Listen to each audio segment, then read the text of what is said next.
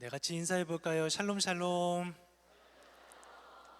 네, 토요일 이 시간 많이 바쁘셨을 텐데 또 기대하는 마음으로 함께 해주셔서 감사하고요. 보니까 지금도 주차를 하고 부지런히 올라오시는 분들이 계시기 때문에 부득이 앞에 광고를 조금 드리도록 하겠습니다. 우리 담임 목사님께서 아주 좋은 강사님 모셔주셔서 우리 함께 은혜의 시간들을 누리고 있는데요. 사실 저도 강사님과 조금 인연이 있습니다. 예, 사진 혹시 준비됐나요? 혹시 저를 한번 찾아보시겠어요? 찾으신 분 계시죠? 네네, 맞아요. 더 놀라운 소식을 알려드리면 이게 중학교 3학년 때 사진입니다. 근데 제 사진만 보지 마시고요.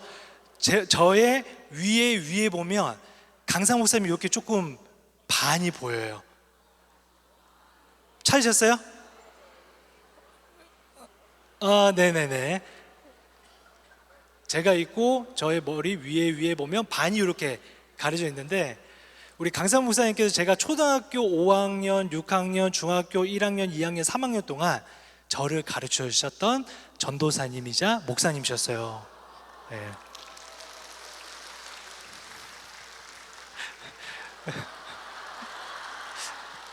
그래서 지금 저의 스승님이 담임 목사님이면 저의 과거의 스승님이 바로 유병성 목사님입니다.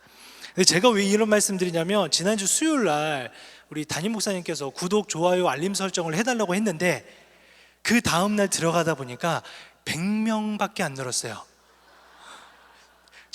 저는 제자잖아요, 그죠? 제가 스승님을 잘 도와드려야 되고, 또 제가 보니까 교구에서도 많은 성도님들이 은혜 받았어요 하고 자기들을 돌려보는 영상 보면은 꼭 2단이나 이상한 것들을 보세요.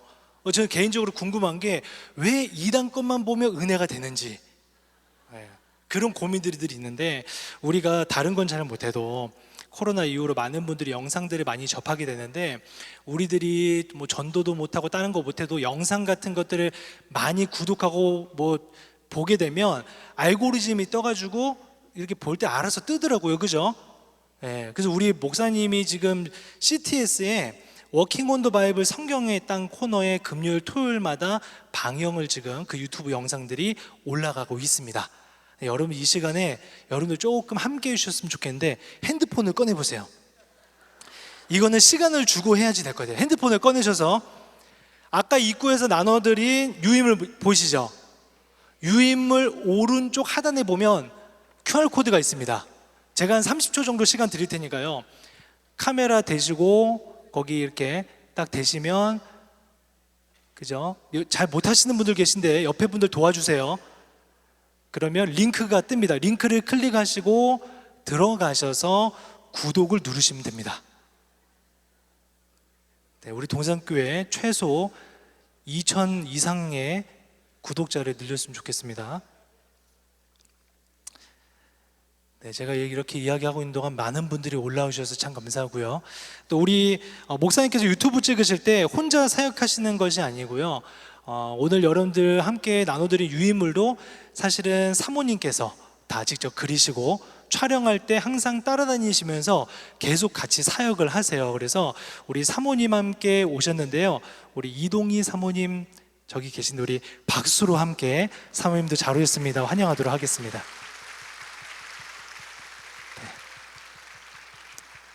감사합니다. 자, 이제 우리 강사 목사님 모실 때 여러분 우리와 같은 큰 박수로 강사님 모시도록 하겠습니다.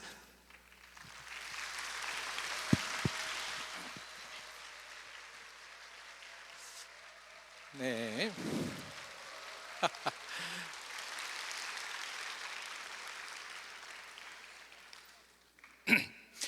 우리 박이삭 목사님이 중학교 때도 거의 오늘 같은 이 분위기였어요. 네, 그래서 저는 속으로 알았어요. 우리 박이삭 학생은 커서 목사님 될 확률 9만 %다. 네. 확실하게 돼서 지금 열심히 사역 잘하고 있습니다. 근데 샬롬 샬롬 인사를 하긴 했는데 별로 이렇게 친근하게 안 된 것 같아요. 다시 한번 해볼게요. 자, 우리 히브리어로 인사하는 거 지난 수요일에 한번 해봤죠? 네, 오늘도 한번 해보겠습니다. 자, 샬롬 샬롬. 진짜 이스라엘은 지금 샬롬이 필요한 시점입니다. 뉴스 막 나왔잖아요. 또 특별히 지금 이란하고 공격하고 미사일 날아오고 지금 난리예요. 실제 그 전쟁 휘말려서 늘 전쟁 분위기지만 지금 요 며칠 사이는 좀 더 심하게 이스라엘이 지금 전쟁 중에 있고요. 이스라엘의 평화를 위하여 기도할 때 유대인만을 위해서 기도하는 게 아니라 지금 같이 싸우고 있는 아랍 사람들을 위해서도 같이 기도해야죠. 한쪽만 평화되는 게 아니라 함께 평화를 만들어 나가야 되니까요. 그래서 특별히 이스라엘 땅에 참된 평화를 위하여 유대인들을 위해서도 기도하시고 아랍 사람들을 위해서도 기도해 주시고 해서 정말 평화가 빨리 와야 돼요. 지금 미사일이 막 날아오고 그러니까 공항이 잠시 폐쇄됐어요. 이게 일주일 이상 폐쇄되면 저 이스라엘 못 가요. 그래서 여러분 교회에 있는 게스트하우스에 또 있어야 돼. 그러면 다음 주 토요일까지는 제가 강사지만요, 그 다음부터는 피난민입니다. 그러니까 피난민 안 되려면 막 정말 평화가 와서 다시 공항도 개방이 되고 그렇게 해서 여러분들도 성경의 땅에 방문해야죠. 자, 우리 화면이 좀 더 커졌습니다. 헤롯 가문에 대해서 오늘 알아볼 텐데요. 그래서 여러분 입구에서 이거 받으셨죠? 이렇게 커다란 유인물. 이거 너무 걱정하지 마세요. 오늘 이거 다 하긴 하는데 시험 보거나 뭐 그러지는 않을 거예요. 대신 저와 함께 오늘 이 특강을 끝까지 하면 이거에 대한 그림이 쫙 그려져서 성경 읽을 때 헤롯 집안에 대해서 확실하게 정리가 돼서 읽을 때 느낌이 달라져요. 자, 오늘 제목을 한번 읽어보겠습니다. 시작. 헤롯이 예수의 소문을 듣고. 성경 구절에서 그대로 따온 거예요. 자, 그러면 오늘도 역시 컴퓨터를 미리 넘겨서 지금 세팅을 했습니다. 누르면 넘어가야 돼요. 자, 짠. 와, 잘 되네요. 질문. 성경에 헤롯이 몇 명 나올까요? 아니야, 객관식이에요. 막 벌써 주관식으로 막 답하고 계셔. 자, 몰라도 된다. 이거는 아니겠죠, 그렇죠? 근데 몰라도 된다를 왜 썼냐면 알려고 노력하다 포기해. 그러니까 그냥 하고 넘어가기 쉬워요. 근데 몰라도 된다. 그러다 보니 1번인 경우가 많아. 그래서 제가 예문에 넣었어요. 저걸 답으로 쓰시면 안 됩니다. 2. 한 명. 한 명은 아니겠죠. 3. 두 명. 두 명 하기도 좀 서운해요. 3. 세 명 이상. 답은 4번. 여러분 눈치도 좋으세요. 답은 3명 이상이에요. 왜냐하면 그냥 헤롯 가문, 그러다 보니 다 성경에 보면 구체적인 이름을 안 쓰고 그냥 헤롯 이루고 그냥 표현할 때가 많아요. 그래서 성경에 헤롯이라고 됐는데 이게 다른 사람이 적어도 3명이에요. 그래서 제가 성경에 헤롯은 몇 명 나오느냐? 3명 이상. 좋아요. 여기까지는 쉬운 문제였어요. 조금 난이도가 있는 문제를 넘어가겠습니다. 오늘 제목인 마태복음 14장 1절에 있는 구절이에요. 헤롯이 예수의 소문을 듣고 이 헤롯은 누구일까요?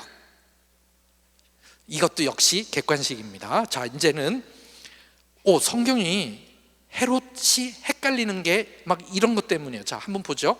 1. 헤롯 대왕. 일 수도 있어요. 헷갈려. 일단 2. 헤롯 안디바. 3. 분봉왕 헤롯. 4.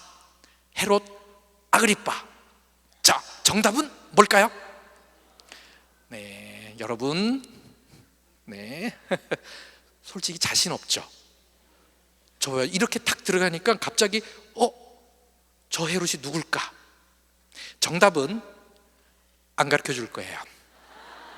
오늘 저와 함께 끝까지 가고 나면 스스로 답을 찾게 돼요. 여러분, 그래서 오늘 정말 잘 오셨어요. 자, 그냥 넘어갑니다. 답은 스스로 이따가 찾게 돼요. 다음 질문이 있습니다. 우리 이거 주일학교 때도 막 설교 듣고 했던 내용이에요. 벌레에 먹혀 죽은 헤롯이 있어요. 이 헤롯은 누굴까요? 네, 이것도 1. 헤롯 대왕, 2. 헤롯 안디바, 3. 헤롯 빌립, 4. 헤롯 아그리파 1세. 자, 정답은 4번을 선택했습니다. 정답은 안 가르쳐 줄 거예요. 이것도 역시 오늘 하고 나면, 끝까지 하고 나면 저 헤롯은 누구일 거다. 그래서 오늘 표가 아주 굉장히 복잡한데요, 사실 오늘 특강을 통해서 쉽게 정리하는 방법이 있어요. 그거를 이렇게 듣고만 나면 성경 본문 위치에 따라서 누가 누군지 구분해낼 수 있습니다. 짜잔. 그러면 자, 지금 서 있어요. 이제 갈 거예요. 네. 여기가 어딘지 한번 잘 보셔요. 성경의 땅에 왔다 가신 분도 저기는 잘 몰라. 저기가 최근에 발견됐고요, 발굴한 곳이고요, 2007년에 공식적으로 여기가 어디다 라고 이야기한 곳입니다. 자, 한번 보겠습니다.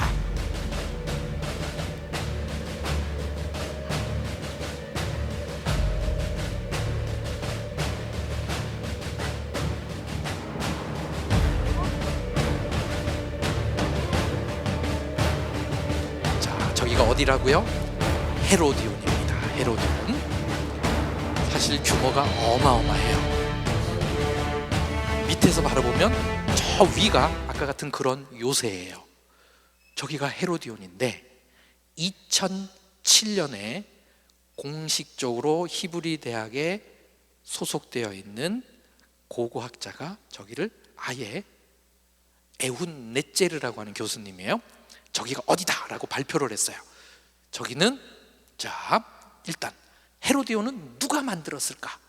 요거는 조금 쉽게 맞출 수 있어요. 왜냐하면 헤로디온이라는 지명을 통해서 보면 헤롯 안디바, 2. 헤롯 아그리파, 3. 헤롯 빌립, 4. 헤롯 대왕. 자, 누굴까요? 네, 제가 하면서 살짝 힌트를 줬어요. 세게 발음했어요. 답은 헤롯 대왕입니다.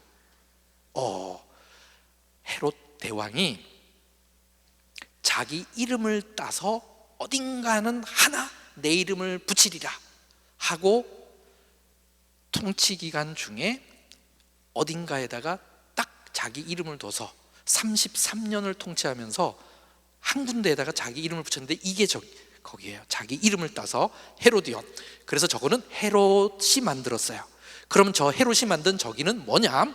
짜잔, 헤롯 대왕의 무덤이에요. 그러니 헤롯은 자기가 살아있는 동안에 내가 죽어서 묻힐 자리를 미리 준비를 하고 거기를 궁전도 만들고 요새도 만들었어요. 그래서 저기를 요새 궁전이라고 그래요. 이야, 저거는 헤롯이 만들었을 헤롯 무덤의 모형을 만들어 놓은 거를 제가 조금 저게 강조되게끔 이렇게 촬영을 한 거예요. 제가 직접 촬영했습니다. 자, 헤롯 대왕의 무덤, 이런 식으로 모형을 만든 거예요. 그리고 저 멀리 왼쪽 편 위가 멀리 집이 차차차 보이는 게, 하늘 밑에 있는 게 저기가 예루살렘이에요. 그러니 예루살렘 남쪽으로 베들레헴 동남쪽에 헤로디온이 있습니다.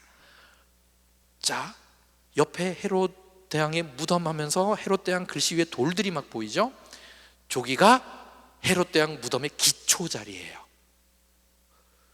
그래서 여기를 헤롯 대왕의 무덤, 2007년에 에훈 넷제르라는 교수님이 내가 헤롯 대왕의 무덤을 찾은 것 같습니다 라고 학계에 공식적으로 발표하고 이거를 대부분 지금 인정하고 있어요.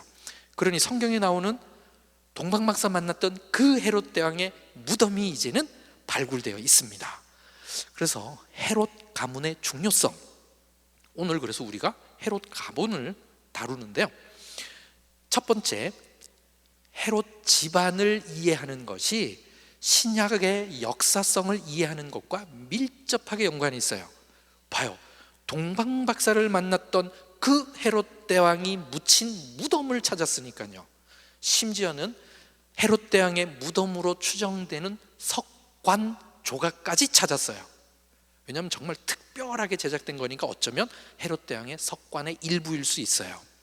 이게 헤롯 집안을 하나씩 하나 찾다 보면 자연스럽게 신약 성경의 역사성과 밀접하게 연관되어 있어서 헤롯의 집안의 역사성이 탁 나오면 자연스럽게 예수님의 역사성도 같이 이렇게 증명될 수 있는 중요한 포인트가 돼요.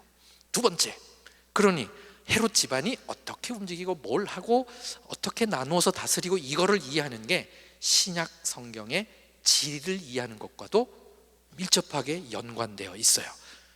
신약의 역사성, 신약의 지리까지도 헤롯 집안이 영향력을 미치고 있으니 이 헤롯 집안에 대해서 이해를 하면 자연스럽게 신약 성경 이해하는 데에도 큰 도움이 됩니다. 왜? 이들의 역사가 신약 성경의 역사적 배경이니까. 거의 이 헤롯 집안을 이해하는 게 신약 개론의 기초를 이해하는 것과도 상통할 만큼 이 헤롯 집안은 중요합니다. 와, 이 정도면은 오늘 이 토요 세미나의 목표와 의도와 그리고 뭐가 목적인지가 이제 정확하게 드러났죠. 자, 그러면 헤롯은 당연히 헤롯의 아버지가 있을 거 아니에요. 그 헤롯 대왕의 아버지가 누구냐면 헤롯 안티파트리스예요. 안티파트리스. 근데 뒤에 리스, IS 저거는 남성형이면 어미가 붙는 거예요. 그러면 IS를 빼면 그냥 헤롯 안티파테르. 그래서 안티파테르나 안티파트리스나 요거는 언어적 차이 때문에 요거는 같은 이름입니다. 자, 헤롯 안티파트리스, 헤롯 안티파테르, 헤롯 대왕의 아버지예요. 이 사람은 이두메아 출신입니다. 그래서 요세푸스의 글에 보면 이두메아 사람 안티파테르 이렇게도 표현을 했어요. 구약의 에돔 족속은 기원전 6세기에 바벨론의 느부갓네살에 의해 멸망한 뒤 세력이 약해졌습니다. 이때 사막에서 세력을 키우던 나바티안에게 밀려서 네게브 지역 및 유다 산지 남부 지역으로 옮겨왔습니다. 이렇게 옮겨온 에돔 후손을 가리켜 이두메아라고 합니다. 이들은 하스모니안 왕가의 요한 힐카누스에 의해 기원전 124년에 정복당하고 강제로 유대교로 개종되었습니다. 자, 요 짧은 요걸 통해서 이두메아가 싹 정리됐어요. 이두메아는 원래 에돔의 후손이에요. 근데 나바티안인에 밀려서 이스라엘 네게브 땅으로 들어왔어요. 여러분, 나바티안이 누구냐면 페트라를 만든 사람들. 요르단의 페트라, 이건 뭐 사진이나 이런 걸 통해서 많이 봤잖아요. 그 사람들에 밀려서 이스라엘 네게브로 들어와서 좀 축소된 세력으로 여전히 신약 중간사 때 살아남았는데 이들이 이두메아예요. 그래서 헤롯 대왕은 이두메아 출신이에요. 왜? 아버지가 이두메아 사람이니까. 그래서 구약에서부터 연결해서 얘기하면 헤롯 집안은 에돔 족속의 후손, 이렇게 이야기해도 될 만큼, 그래서 이두메아 사람입니다. 자, 여기까지 했습니다. 헤롯 대왕의 아버지, 그 다음에 이두메아 출신이다. 누구에게 협조했다고요? 폼페이. 자, 여러분, 베수비오 화산에 의해서 막 해서 화산재에 묻힌 그 도시 폼페이, 그 폼페이가 이 폼페이와 동일한 인물이에요. 그 사람 이름을 땄는데, 로마의 장군 폼페이가 기원전 63년에 이스라엘 땅을 와서 정복을 했어요. 그러면 이곳 지리를 잘하는 사람의 도움을 받아야 곳곳을 다닐 거 아니에요. 이때 헤롯 대왕의 아버지인 헤롯 안티파테르가 폼페이 앞에서 길을 안내하고 등등 하는 이런 역할을 했어요. 이것 때문에 폼페이가 이스라엘 땅을 점령했을 때 큰 정치적 권력을 얻었습니다. 폼페이가 이스라엘 땅에 와서 만든 특별한 게 있어요. 이게 신약 성경에 나옵니다. 여러분, 데가볼리, 성경에 데가볼리 나오죠. 그 데가볼리가 여러분들이 자주 들었던 그 폼페이라고 하는 로마 장군이 이스라엘 땅을 점령하고는 10개의 도시를 서로 연합체로 만들어진 게 데가볼리, 라틴어로 발음하면 데카폴리스, 10개의 도시입니다. 그래서 10개의 자치도시 연맹. 자, 그러면 이 데가볼리를 제가 지도를 통해 가지고 한번 싹 정리를 해볼게요. 짜잔, 새카맣게 이렇게 테두리를 해놓은 게 일반적으로 말하는 데가볼리 지역이에요. 성경에서 예수님께서 데가볼리 지역을 통과하시사 등등 하면 조기를 얘기해요. 자, 근데 방금 데가볼리는 몇 개의 도시 연맹이라 그랬죠? 10개. 근데 잘 쳐보세요. 연두색 6개, 주황색 2개면 8개예요. 저 위로 하늘색으로 되어 있는 저거까지 해서 10개예요. 근데 다마스커스, 다메섹 너무 멀어. 도시는 커. 그래서 다메섹은 데카폴리스의 명예회원이었어요. 명예회원. 그리고 저 밑에 있는 카나타도 데카폴리스의 연맹이긴 하지만 좀 떨어져 있어서 실질적으로 데가볼리 지역 하면은 저 2개는 여기 카나타까지 해서 2개는 빼고 저 요르단 쪽에 있는 저 검은 테두리 안에 있는 8개의 도시를 데가볼리 지역이라고 합니다. 자, 그러면 한번 하나씩 보죠. 이렇게 하나, 둘, 셋, 넷, 다섯, 거라사까지, 그 다음에 암만, 필라델피아, 이렇게 해서 가다라, 거라사, 암만, 요런 지역들이 오늘날 요르단에 있는 데가볼리고요. 주황색으로 되어 있는 스키토폴리스와 히포스는 오늘날 이스라엘 땅에 남아있는 데가볼리예요. 그래서 저 색깔은 오늘날 요르단에 있느냐 이스라엘에 있느냐를 구분한 겁니다.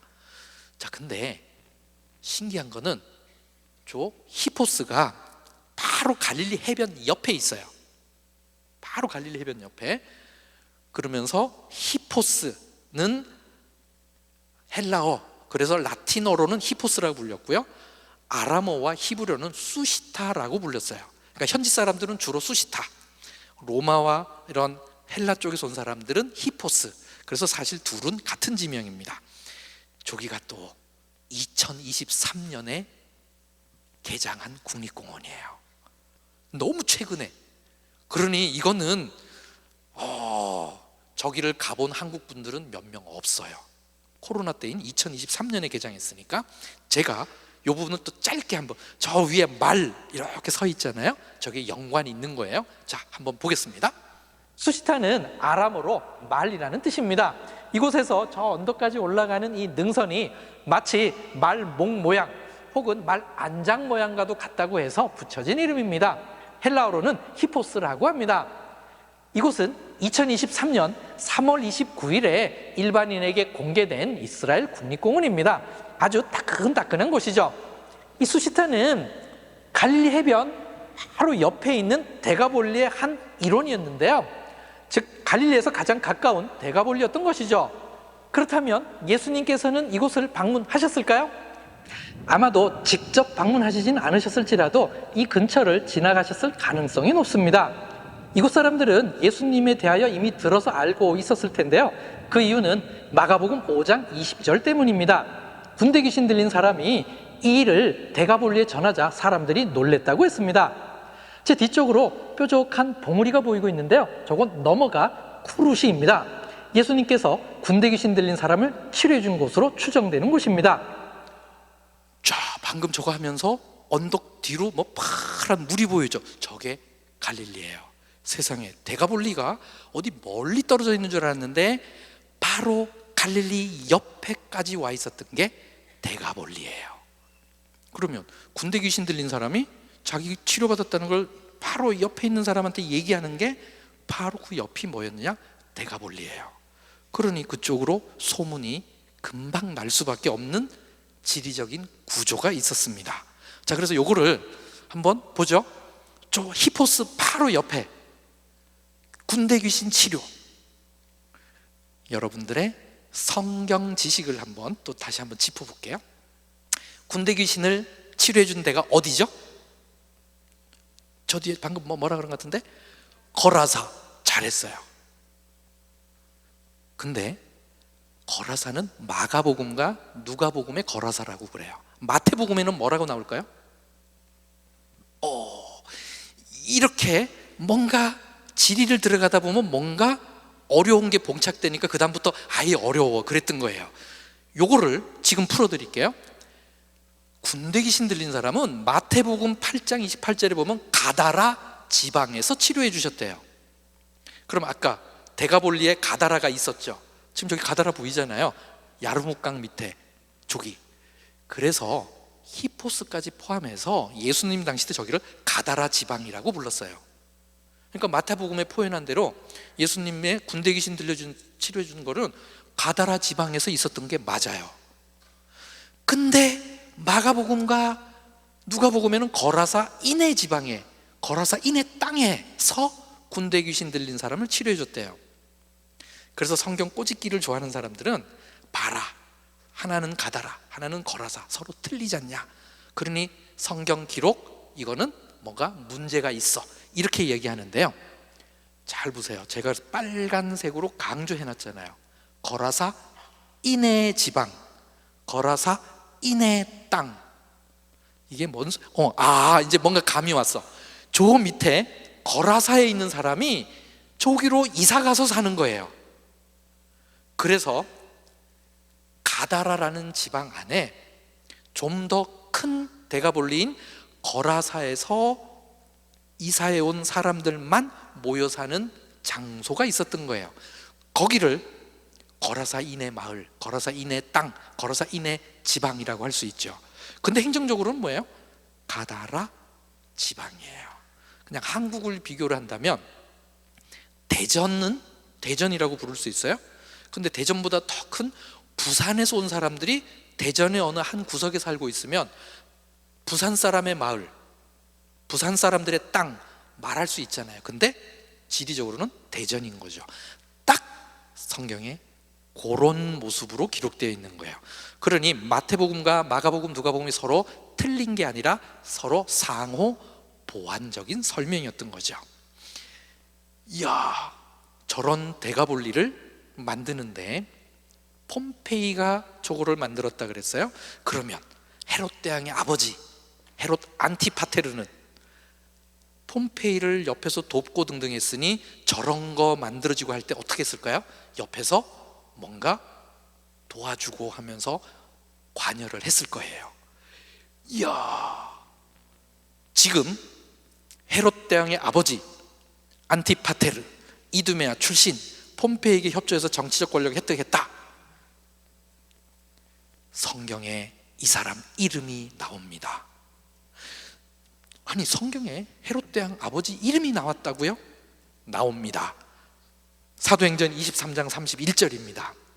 어디 한번 읽어보겠습니다. 같이 읽습니다. 시작. 보병이 명을 받은 대로 밤에 바울을 데리고 안디바드리에 이르러에 나오는 안디바드리, 요거는 한국말식이고요. 영어 성경이나 이런 것만 봐도 안티파테르에 이르러 이렇게 나와요. 그 안티파테르가 뭐냐? 헤롯 대왕 아버지 이름이에요. 그럼 누가 저길 만들었느냐? 헤롯 대왕이 자기 아버지 이름을 따라 거기다 요새를 만들었던 거예요. 자, 그럼 또 여러분, 저는 또 당연히 여러분들에게 안티파테르의 현장을 보여드리겠죠. 자, 보겠습니다. 편말이 아예 저렇게 딱 되어 있어요. 안티파트리스. 그리고 텔 아펙, 이거는 히브리어로요. 구약에는 저기가 아벡이에요. 아벡. 구약에 다윗이 아기스 왕하고 가서 뭐 사울하고 싸우려고 해서 뭐 블레셋 사람들이 모이고 했던 그런 그 아벡, 구약의 아벡이 신약의 안디바들입니다. 들어가 보면 뒤에 요새가 있고 근데 아들 하나 딸 하나가 있는데 이게 앉아있는 애는 저희 큰 애고요, 서 있는 애는 저희 딸내미입니다. 네. 지금은 다 컸어요. 아주 어릴 때 사진입니다. 오케이. 여기는 안티파테리스 안에 요새 안에 있는 발굴된 데인데요, 놀랍게도 이집트 사람들의 궁전터예요. 그러니 이스라엘 백성들이 출애굽에서 가나안 땅 여기 들어오기 전에 이집트 사람들이 와서 저기에서 물 나오는 데니까 저기를 행정 중심지로 삼고 했던 그 흔적이 나왔습니다. 그리고 이게 바깥에서 보이는 안티파테리스 요새이고요. 근데 이 요새 앞에 이런 게 남아 있어요. 이게 뭐냐? 1세기 때 만들어진 카르도 길이에요. 로마식 도로인데 어느 도시든 간에 큰 도시면은 남북을 관통하는 도로를 만들었어요. 그래서 로마는 행정을 지배하기 위해서는 길이 있어야 한다. 그래서 영어 속담에 모든 길은 로마로 통한다. 저게 로마식 도로가 1세기 도로가 저기 딱 있어요. 사도 바울이 예루살렘에서 체포돼서 아까 읽었던 가이사랴로 압송되는 중에 밤에 영에 들어갔는데 그 영 이름이 안디바들이라 그랬잖아요. 어쩌면 저 1세기 때의 저 로마 길을 사도 바울이 영으로 압송될 때 저 길을 밟고 저 요새 안에 들어갔을 수도 있는 그런 길입니다. 1세기 때의 길이에요. 저기도 일반적으로 이렇게 성지순례 오시거나 이렇게 답사로 오시면 시간적인 거나 이런 것 때문에 저기는 방문하기 좀 어려운 조금 외진 곳에 있어요. 근데 구약시대부터 저기가 중요했던 거는요, 이유가 이겁니다. 물이 엄청나게 솟아나는 곳이에요. 그래서 저기서부터 야르콘이라는 강이 흘러서 지중해를 흘러가는, 그러니 물이 솟아나고 등등 하니까 구약시대부터 저기를 중요시 여겼던 때입니다. 그러니 헤롯 대왕도 자기 아버지 이름을 따서 저 물근원지를 지키려고 안디바들이 요새를 만들었던 겁니다. 자, 여러분, 헤롯 대왕의 아버지 이름이 뭐라고요? 헤롯 안티파테르. 그래서 안티파테르 여기까지 이렇게 조금 쉽게 한번 하고요. 파르티안의 침공 때 독살돼서 죽어요. 결국 정치적 권력이나 이런 걸 받았지만 로마랑 싸우던 파르티안, 그 파르티안이 뭐냐? 페르시아의 후손이에요. 오늘날 어디냐? 이란이에요. 그 파르티안의 후손이 지금도 이스라엘하고 이렇게 지금 싸우고 있는 중입니다. 파르티안이 침공 때 독살돼서 죽고요. 그럼 헤롯 대왕도 예루살렘에 있으면 자기도 죽을 수 있으니까 도망가요. 도망갈 때 아까 보여드렸던 헤로디온 거기 지나갈 때 마차가 뒤집어지고 해서 잡히기 일보 직전이어서 헤롯 대왕이 자살하려고 했더니 부인들과 어머니가 말려요. 그래서 칼을 빼들고 추격자들을 무찌르고 간신히 도망가요.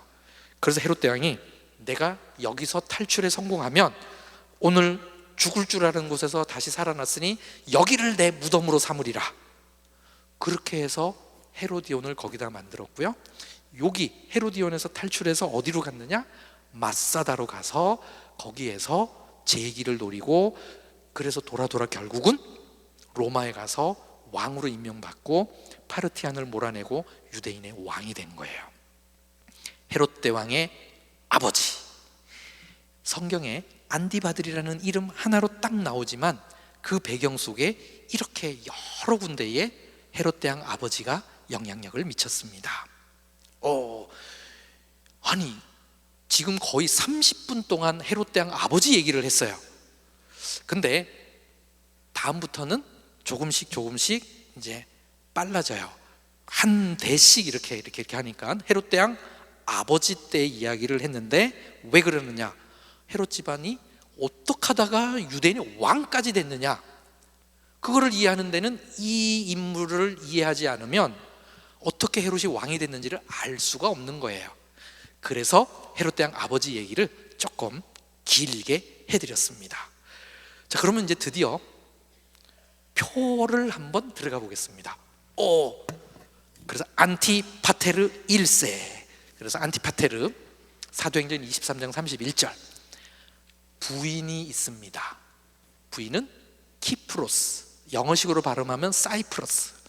키프로스도 나바티안의 공주였어요.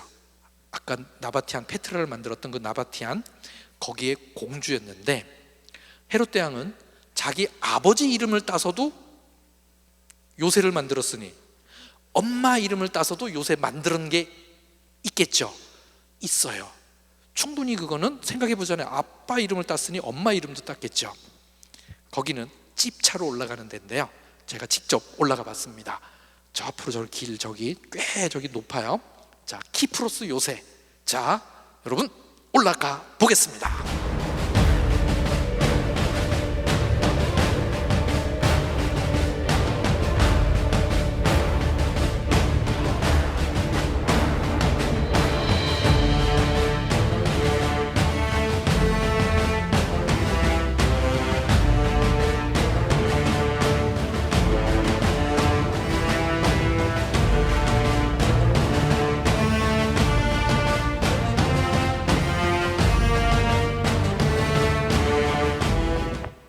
저 위에 파랗게 보이는 게 사해예요.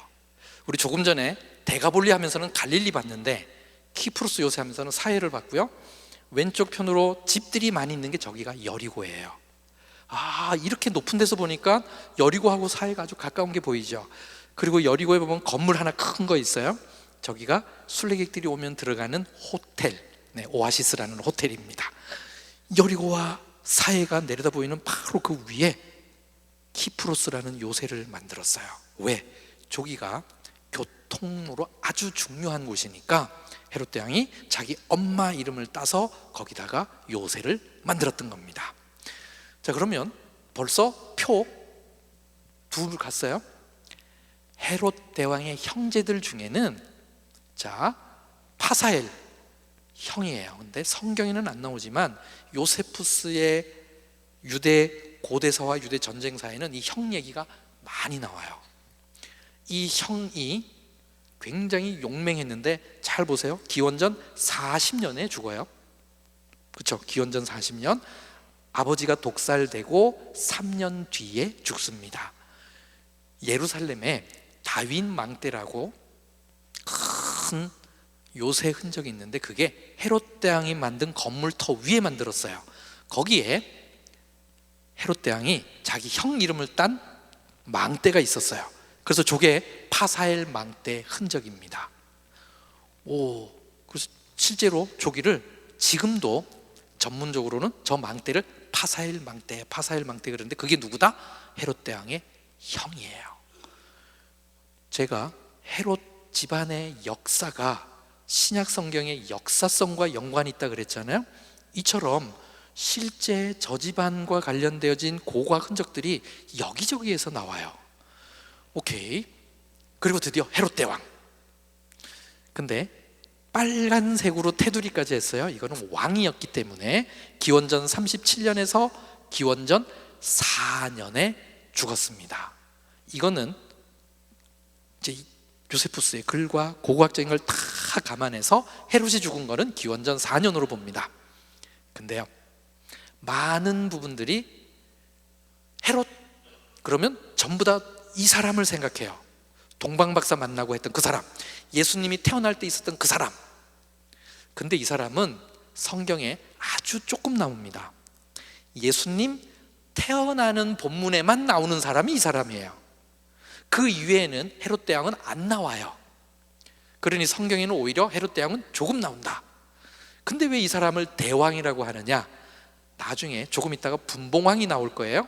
분봉왕과 구분하기 위해서 이 사람을 헤롯 대왕이라고 부릅니다. 그래서 예수님 탄생 기사에만 나옵니다. 자, 근데 이 헤롯 대왕은 요 정도는 알아야 돼요. 안토니우스, 로마의 장군 안토니우스가 헤롯을 왕으로 임명했다. 그럼 저 로마 장군 안토니우스는 클레오파트랑 한 편 먹고 누구랑 싸우고 있었느냐? 옥타비아누스랑. 근데 안토니우스가 헤롯을 왕으로 임명했어요. 그럼 헤롯은 누구 편을 계속 들었을까요? 안토니우스 편. 그래서 클레오파트라랑 같은 편이었습니다. 근데 어느 전쟁에서 안토니우스가 패하냐면 악티움 해전에서. 기원전 31년이에요. 자 보세요. 헤롯은 왕이 기원전 37년에 됐어요. 근데 악티움 해전은 기원전 31년이에요.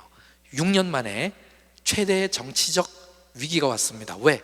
저 해전에서 누가 이겼냐면 옥타비아누스가 이겼기 때문에. 최대의 위기가 왔지만 이 헤롯이 가이사 아구스도의 신임을 얻어요. 그럼 이 가이사 아구스도가 누구냐? 옥타비아누스랑 같은 사람이에요. 왕이 되기 전까지는 옥타비아누스였어요. 근데 황제가 돼서는 가이사 아우구스투스라는 호칭을 얻은 거예요.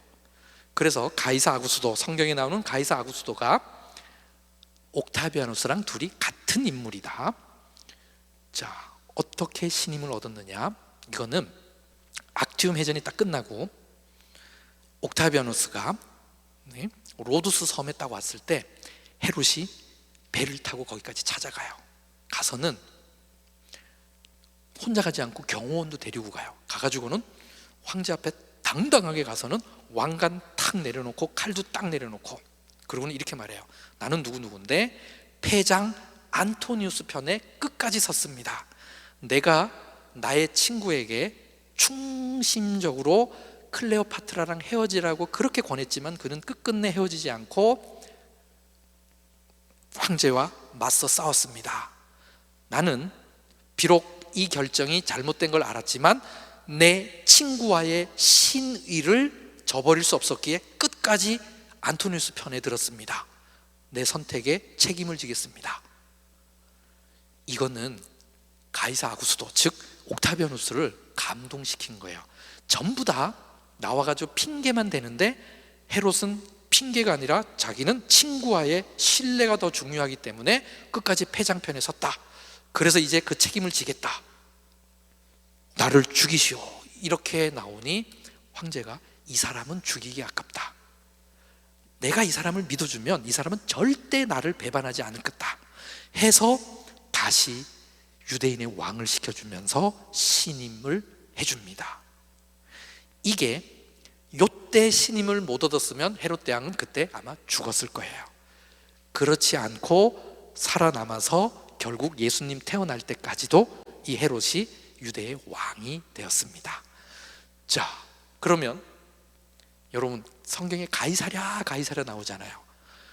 헤롯이 가이사 아구스도의 신임을 받고 와서 내가 황제 가이사 아구스도를 위해서 황제의 이름을 딴 가장 큰 항구 도시를 짓겠다 해서 로마 제국에서 가장 깊은 항구를 짓고는 가이사의 이름을 딴 가이사랴를 지어요. 그래서 가이사랴는 황제 가이사 아구스도의 이름을 딴 겁니다. 그래서 헤롯 대왕이 건설했고 지중해변에 있습니다. 자, 한번 보죠.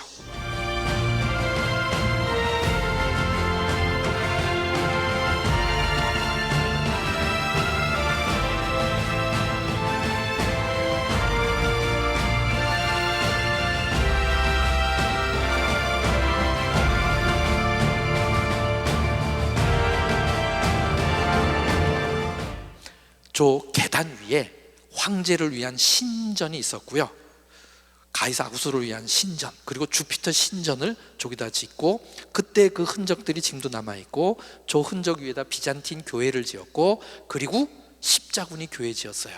그래서 저 밑에 아치 있는 데는 진짜 헤롯 시대 때의 그 흔적이에요. 놀랍죠? 더 놀라운 거는 저 애들이 뛰어노는 데가 있어요. 저기가 내항이었어요. 사도행전 시절에 사도 바울이 로마로 압송될 때 가이사랴에서 배를 타고 출발했어요. 그러면 저 내항, 애들이 있는 조기 어디쯤에서 바울이 배를 타고 로마로 갔을 수도 있는 그런 정말 역사적으로 중요한 곳입니다. 조기에서 바울이 로마로 감으로 해서 복음이 전 세계로 나갔고, 그 복음이 흘러 어디까지 왔느냐? 안산동산교회까지 온 거예요. 그래서 저 가이사랴를 이스라엘에서도 그래요. 유대인들도 그래요. 기독교가 세계로 펼쳐져 나간 출구, 그렇게 중요한 곳을 누가 지었느냐? 헤롯 대왕이. 누구를 위하여? 황제 가이사 아구수도를 위하여. 근데 그 장소가 복음이 전 세계로 나가는 것으로 사용된 거죠. 세상에 이 짧은 순간에 지금 우리 성지를 여러 군데를 갔다 왔어요. 헤롯 대왕. 이야, 이게 헤롯 대왕이 다스리던 영토예요. 분봉왕과 구분하기 위해서 대왕이라 그랬잖아요. 그래서 저기 전체를 다 다스린 거예요. 저런 드라고니, 바타네아, 아우렌스, 가울라네티스, 갈릴리, 사마리아, 유다, 그 밑에 이두메아, 이런 지역 하나하나를 독립적으로 이렇게 볼 수 있는데 이거를 다 헤롯이 다스렸습니다. 자, 그러면 누이가 하나 있는데 살로메. 성경에는 헤롯 대왕의 누이가 나오지는 않지만 이 사람도 분봉왕과는 비교도 되지 않을 만큼 작은 곳이긴 하지만 사실 땅을 조금 받아요. 그래서 그거 설명하려고 살로메도 한번 저기다가 제가 표시를 했습니다. 자, 그러면 이제 헤롯 대왕 때까지도 정리가 됐어요. 그러면 이제 헤롯 대왕의 부인들을 한번 볼게요. 이거는 봐야 돼. 도리스, 첫 번째 부인입니다. 이도 나바티안의 공주였어요. 그리고 두 번째 부인 미리암 1세, 이거는 하스모니안 왕가의 공주였어요. 도리스는 나바티안의 공주라 그랬어요. 헤롯이 유대인의 왕이 됐어요. 유대인을 다스려야 돼. 근데 부인이 이방 여자야. 자기도 에돔의 후손인 이두메아야. 그러니 유대인 다스리기가 어렵겠죠. 그래서 어떻게 했느냐? 도리스랑 이혼을 해요. 내쫓아. 그리고는 하스모니안 왕가의 공주인 미리암하고 결혼을 했던 거예요. 자, 근데 처형 연도가 어떻게 돼요? 기원전 31년. 저때 무슨 일이 있었냐면 조금 전에 살펴볼 때 악티움 해전. 그러면 악티움 해전과 미리암 처형하고 어떤 연관이 있느냐? 아까 악티움 해전 이후에 가이사 아구수도 만나러 로도스 섬에 갔다 그랬잖아요. 그때 미리암은 이렇게 생각한 거야. 분명히 헤롯은 가서 죽을 거야. 그러면 내 아들을 왕으로 앉혀야지 하면서 왕 바꿀 계획을 세우고 있었어요. 이게 헤롯이 죽지 않고 돌아왔는데 이 이야기를 들은 거예요. 그러니 헤롯이 이 여자가 나를 죽이고 유대인들을 왕으로 세우려고 하는구나. 그래가지고는 로드섬에서 돌아와서 죽여버린 거예요. 그리고는 근데 이 두 번째 아내인 미리암을 가장 아끼고 사랑하고 했대요. 요세푸스의 글에 의하면 길에서 이름도 같은 다른 여자를 봤어. 생긴 것도 비슷해. 물어보니 그냥 평범해. 그래서 이 여자의 아버지를 대제사장으로 임명하고는 결혼을 해요. 그러면 대제사장 집안하고 결혼한 게 됐잖아요.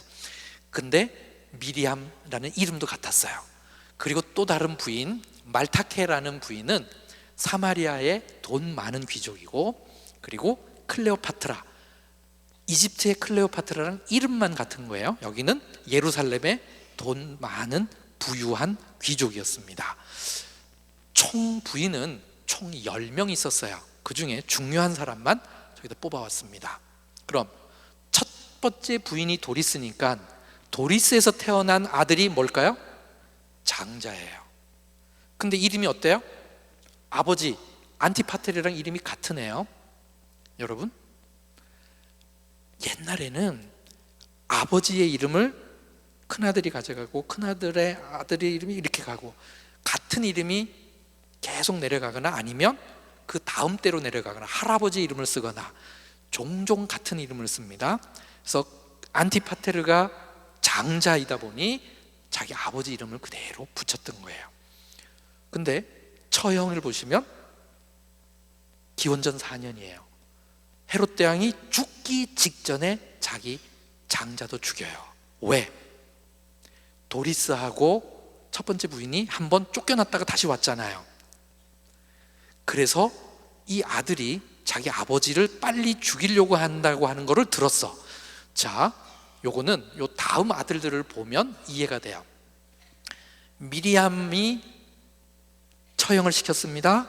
아들 둘이 나와요. 기원전 7년에 처형을 해요. 죽기 3년 전입니다. 헤롯 대왕이. 그러면 이제 자기 아들들이 가장 아끼던 부인한테 나온 알렉산더 아리스토블루스를 왜 죽였느냐? 알렉산더가 형이에요. 자기 엄마를 자기 아버지가 처형했다는 거를 어린 나이였지만 이거를 알았던 거예요. 내가 커서 우리 아버지를 반드시 엄마의 복수를 내가 할 거다. 이 이야기를 결국 헤롯 대왕이 알고 아들들을 죽여요. 기원전 7년에 죽였습니다. 그러니 이제 후계자가 누구를 할지 헤롯 대왕 입장에서는 난감했죠. 그래서 첫 번째 부인을 나바티안 공주를 멀리 보냈던 걸 다시 데려와요. 데려왔더니 도리스가 언젠가 내가 복수할 거야 하고 아마 이렇게 준비했던 것 같아요. 그래서 안티파테르 아들하고 어차피 우리를 나한테 왕위를 줄 거니까 아버지 빨리 죽이고 왕을 하자, 이렇게 협의한 거를 헤롯 대왕이 알고 죽여버린 거예요. 세상에, 헤롯 대왕은 죽기 직전까지 후계자를 제대로 못 설정하고 죽었습니다.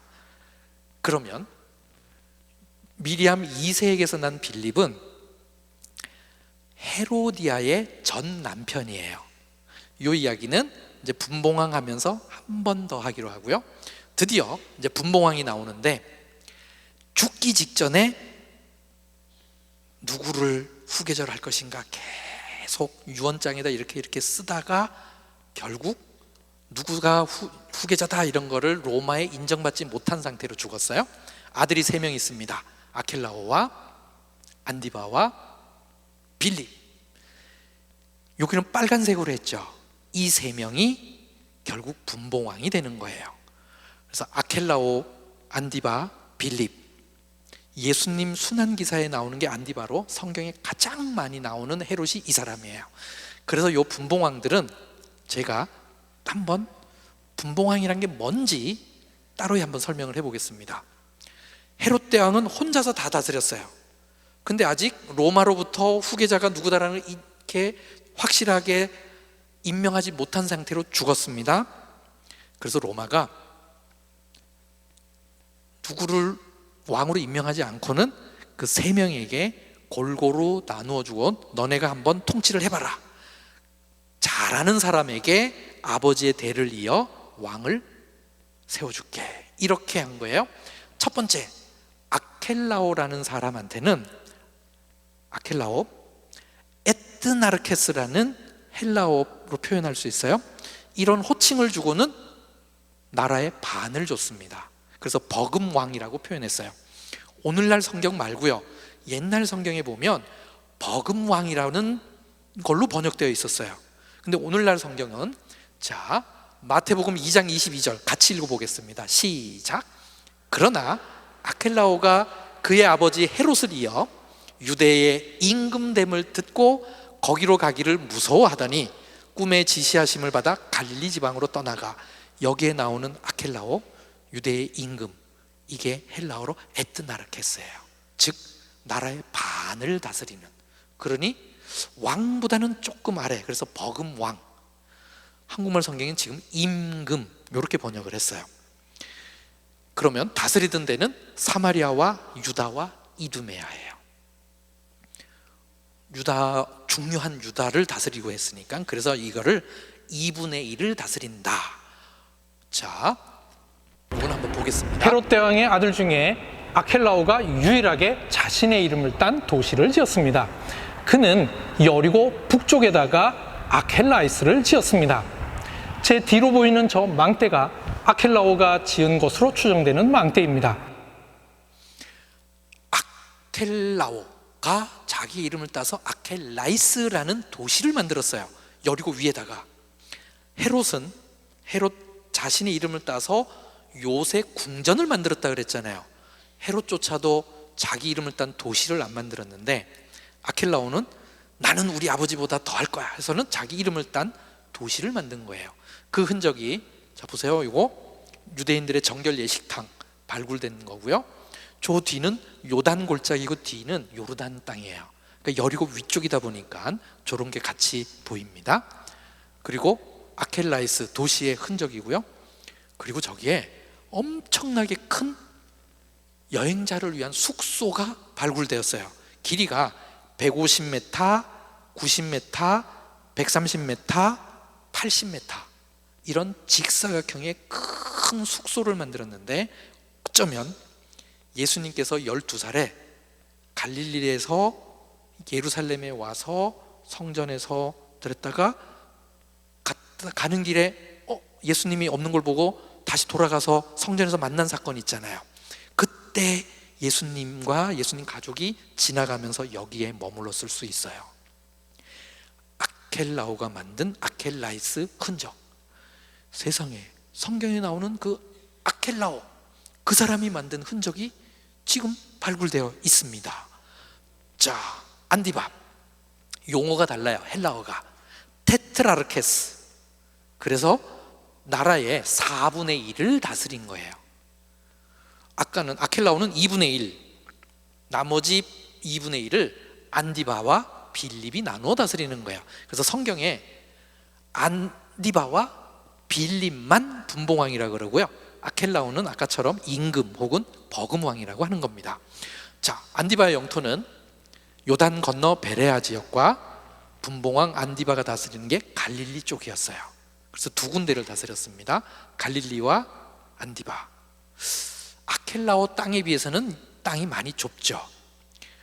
자, 요게 갈릴리, 티베리아라고 하는 오늘날 현대 도시의 남쪽의 발굴 현장입니다.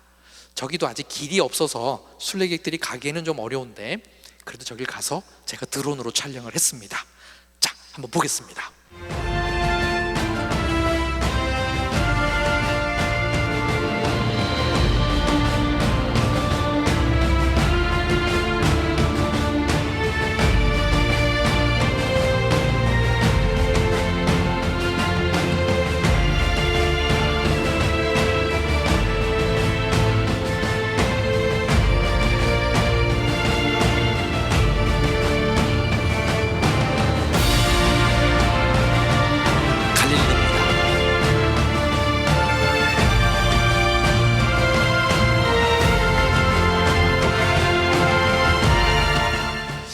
안디바가 지은 그 안디바의 궁전터와 극장 옆 그 위에서 드론을 올려서 촬영을 하고 갈릴리 쪽을 한번 제가 이렇게 촬영을 한 거예요.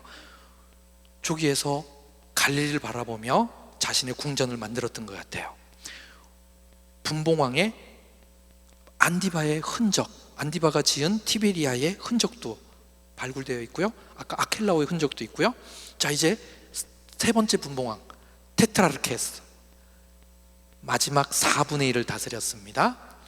이 빌립이 다스리던 영토는 갈릴리보다 위쪽인 골란고온 쪽이었어요. 그러면 헤롯 대왕은 지중해변에다가 황제 이름을 딴 가이사랴를 만들었어요. 빌립도, 분봉왕 빌립도 나도 황제를 위한 도시를 만들어야지 하지만 아버지가 이미 가이사랴라는 이름을 썼어요. 그래서 헬몬산 바로 밑에다가 우리 수요일날 했던 단 바로 옆에다가, 단에서 멀지 않아요, 빌립보 가이사랴, 가이사랴라고 만들었지만 빌립이 만든 가이사랴. 왜? 아버지가 이미 썼으니까. 그래서 빌립이 만든 가이사랴, 빌립보 가이사랴를 만듭니다. 자, 그러면 우리 빌립보 가이사랴도 한번 가봐야죠. 헬몬산 바로 밑자락이고요, 헤롯 빌립이 건설했습니다.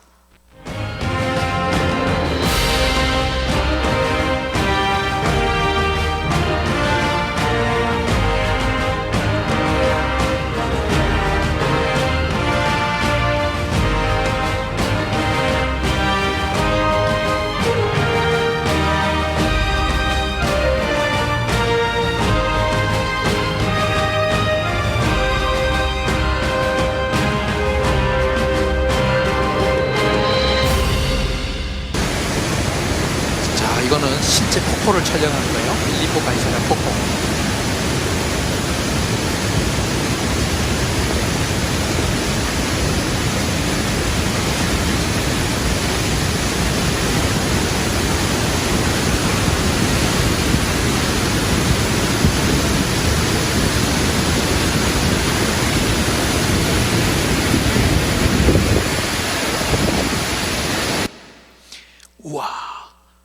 지난 수요일 날 단을 우리가 공부했잖아요.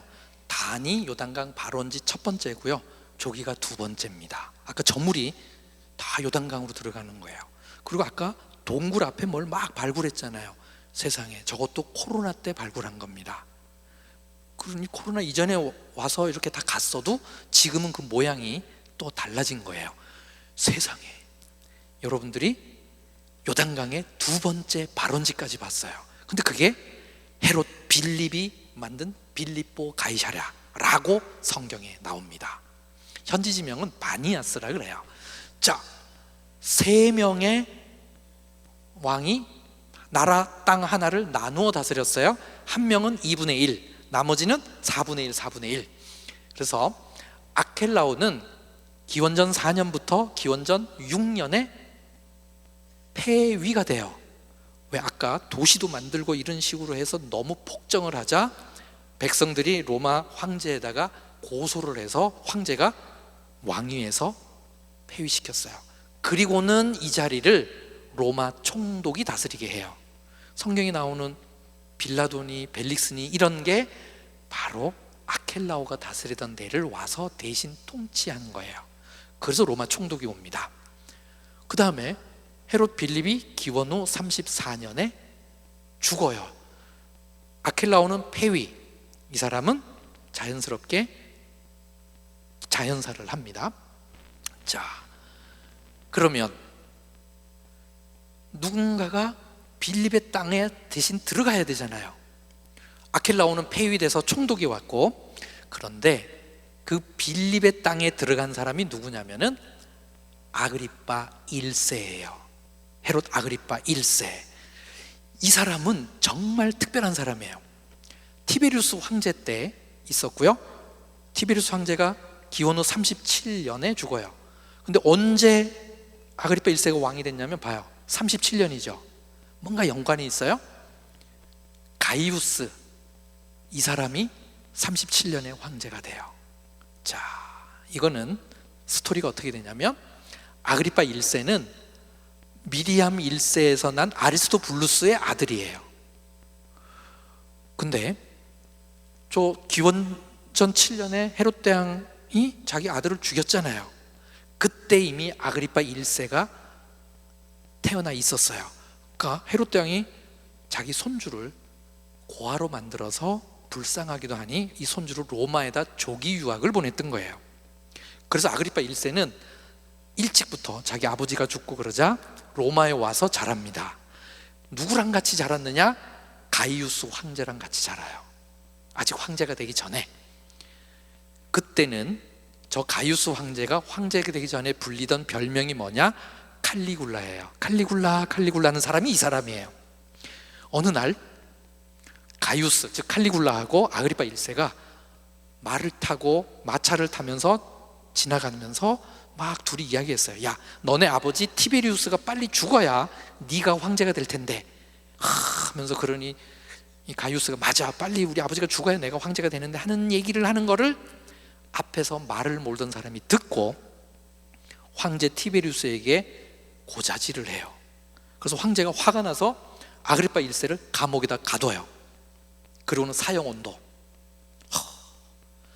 아그리빠 1세는 우리 할아버지가 우리 아버지도 죽이고 그랬는데 내가 참 제대로 살아보지도 못하고 처형당하는구나 하고 실망을 하고 기운 빠져 있어 어느 나무에 이렇게 기대 있는데, 같이 감옥에 있던 게르마니아에서 온 어떤 죄수가 이렇게 보더니, 이건 요세푸스에 있는 글에 있는 내용을 그대로 제가 각색해서 이야기하는 거예요. 이렇게 보더니 당신은 정말 귀인입니다. 앞으로 곧 감옥에서 벗어날 것이고 지금까지 누리지 못한 평화와 안녕과 명예를 누릴 것입니다. 그러니 아그리빠가 듣고 별로 신경을 안 쓰고, 지금 곧 죽게 생겼는데 이게 무슨, 내가 어딜 가서 영화를 얻고 그래요, 지금 죽는데, 이렇게 해서 안 믿었는데 갑자기 그 사람이 한마디를 더 해요. 그러나 당신이 만약 지금 당신이 기대에 있는 나무 위에 있는 저 새를 다시 보는 날에는 일주일 안에 죽을 거예요. 그래서 아그리빠가 나무를 딱 봤더니 부보, 라틴어로 부보라는 새가 거기 이렇게 앉아서 이렇게 있는 거예요. 새를 이렇게 보고 이렇게 있는데 갑자기 타그닥 와서 아그리빠를 불러내고더니 황제로 데려가는 거예요. 왜? 그 사이에, 그 감옥에 있는 사이에 진짜로 티베리우스가 죽고 가이우스가 황제가 된 거예요. 그래서 지 친구를 감옥에서 불러낸 거예요. 그러더니 야 친구야, 너는 니네 땅, 그 너네 삼촌 중에 한 명, 그 빌립이 죽었잖아. 그 자리에 지금 아무도 없었는데 네가 거기 가서 왕을 해. 분봉왕이 아니라 왕을 해. 분봉왕은 4분의 1을 다스린다 그랬잖아요. 왕이라는 호칭을 주면서 빌립의 자리에 앉혀요. 그리고는 이 사람이 클라우디우스 황제 때까지 부귀영화와 이런 왕이 됐으니까 막 누려요. 자, 이 사람이 누구냐면 벌레에 먹혀 죽은 헤롯이에요. 근데 성경에 보니까 사도행전 12장 21절에 같이 읽어보죠. 시작. 헤롯이 나를 택하여 왕복을 입고 단상에 앉아 백성에게 연설하니. 여기 그냥 헤롯이라고만 나오죠. 이 사람이 누구냐? 헤롯 아그리빠 1세예요. 성경에 나를 택하여 왕복을 입었다 그랬죠. 요세푸스의 글에 보면 은으로 된 옷을 입고, 은으로 된 옷을 입고, 성경엔 단상에 앉아라 그랬죠. 요세푸스의 글에 보면 가이사랴, 아까 가이사랴 보여드렸잖아요. 가이사랴에 있는 극장에서, 거기서 아침 해를 맞으면서 백성들한테 연설을 하는 거예요. 은으로 된 옷을 입고 저렇게 해가 막 솟아오면 어떻게 될까요? 옷이 바짝바짝바짝 할 거죠. 성경에 보면 성경에 보면 이는 신의 소리요 하잖아요. 요세푸스의 글에 보면 백성들이 이렇게 말해요. 당신의 말에는 우리를 죽이기도 하고 살리기도 하는 마치 신과 같은 권위가 있습니다 하면서 막 백성들이 그러자 아그리빠가 이걸 말리지 않고 이거를 은근히 즐겨요. 근데 갑자기 새가 한 마리 날아와. 그래가지고 거기 앉아. 그러더니 막 울어. 3번 울었대요. 그 소리를 듣고 아그리빠 1세가 얼굴이 창백해져서 집으로 돌아가. 사람들은 의아해했대요. 왜 그러지? 우리 왕이 왜 그러지? 근데 집에 들어가서 심히 배가 아파 5일 후에 죽었대요. 이게 요세푸스의 글에 나와요. 근데 성경에 너무 비슷하죠? 자, 같이 한번 읽어보죠. 시작. 헤롯이 영광을 하나님께로 돌리지 아니하므로 주의 사자가 곧 친히 벌레에게 먹혀 죽으니라. 성경엔 벌레에게 먹혀 죽었다 그랬는데 요세푸스의 글에 보면 배가 아파서, 그것도 심히 아파서 5일 만에 죽었대요. 성경에 나오는 얘기가 너무 비슷해. 그러면 요세푸스는 이 사람이 어디에서 연설하다 그랬다고요? 가이사랴에 있는 극장, 가이사랴에 극장이 있어요. 로마식 극장, 가이사랴. 아까는 저 극장 빼고 이번에 보여드렸는데, 자, 이번에는 로마식 극장을 한번 가보겠습니다. 자, 갑니다.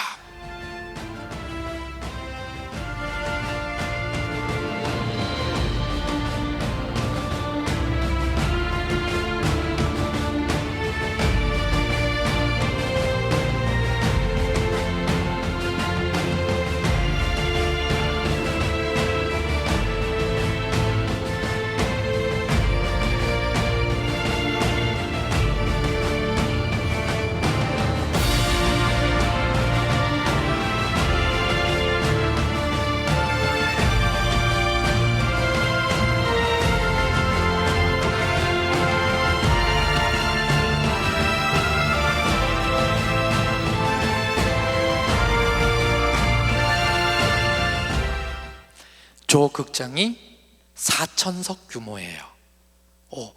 이스라엘 땅에 만들어진 최초의 로마식 극장이에요. 누가 지었느냐? 헤롯 대왕이 지었어요. 저기서 아그리빠 1세가 막 연설하니까 사람들이 막 아부하면서 신의 소리요, 영광을 하나님께 돌리지 않으로 곧 쳐서, 주의 사자가 쳐서 벌레에 먹혀 죽은 그 사건과 연관된 장소가 저깁니다. 이야. 근데 벌레에 먹혀 죽은 아그리파 1세하고 남매 관계인 사람이 있어요. 이게 누구냐? 헤로디아예요.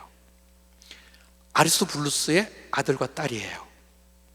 근데 이 헤로디아가 먼저 결혼했던 게 미리암 2세의 아들인 빌립하고 결혼했다가, 저 빌립은 정치적 야망도 없고 막 그래. 그러니 헤로디아가 이혼하고 살아있는 남편하고 의도적으로 여자 쪽에서 이혼을 하고 안디바, 곧 왕이 될 것 같은 야망이 넘쳐나는 저 사람과 다시 재혼을 합니다. 이거를 세례 요한이 막 야단치죠. 저 본문이 다 그겁니다. 그래서 헤로디아가 막 세례 요한이 자꾸 뭐라 그러니까 세례 요한이 눈에 가시였어요. 그러다 어느 날 생일날, 안디바 생일날 딸 춤추고 뭐 해가지고 나라의 반이라도 줄게, 뭘 원하냐, 엄마 헤로디아가 시켜서 세례 요한의 목 달라고 했던, 그때 춤춘 그 딸 이름이 성경에는 나오지 않지만 요세푸스의 글에 보면 살로메가 전 남편 빌립과의 딸이라고 나와요. 그래서 살로메가 저때 헤롯 안디바 앞에서 춤을 췄나 보다, 이렇게 하는 거예요. 자, 그러면 세례 요한이 죽은 장소를 한번 가봐야죠. 이건 요르단입니다. 요르단에 마케루스라는 요새, 이 마케루스 요새는 헤롯 안디바의 영토 내에 있었던 거예요. 짓기는 헤롯 대왕이 지었지만, 자, 저기에서 세례 요한이 목베임을 당합니다. 헤롯 안디바가 배다른 형제 빌립의 아내 헤로디아와 비정상적 결혼을 하자 세례 요한은 이를 크게 비판했습니다. 그래서 헤롯 안디바는 그를 붙잡아 옥에 가두었습니다. 성경에는 정확하게 어디에다 가두었는지에 대한 설명은 없습니다. 요세푸스는 유대 고대사 18권 119절에 어디에 가두었는지 분명하게 밝히면서 성경에는 없는 추가 설명도 덧붙였습니다. 요세푸스는 헤롯 안디바는 세례 요한을 따르는 사람이 너무 많자 혹시 소요를 일으킬까 두려워 오늘날 요르단에 있는 마케루스 요새에 있는 감옥에 가두었다고 했습니다. 그리고 세례 요한은 그곳에서 죽음을 당했다고 했습니다. 요세푸스의 이 설명 때문에 세례 요한이 처형당한 곳을 마케루스 요새라고 여기게 된 것입니다.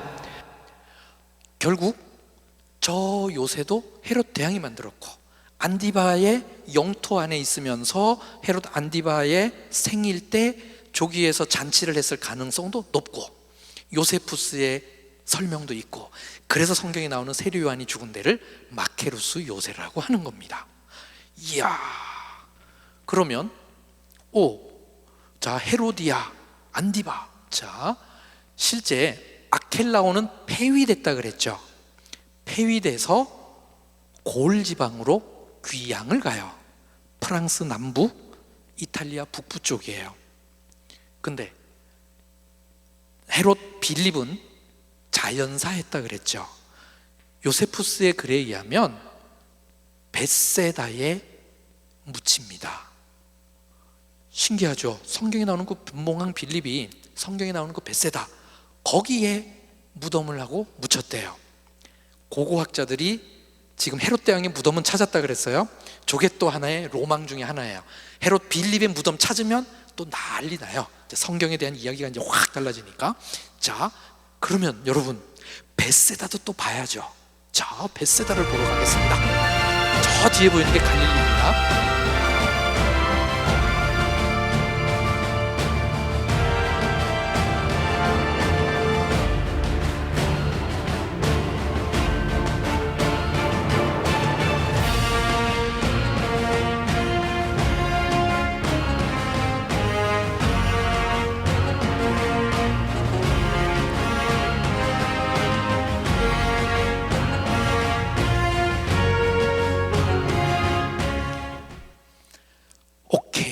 이렇게 벳세다도 짧게 나마 저희들 봤고요.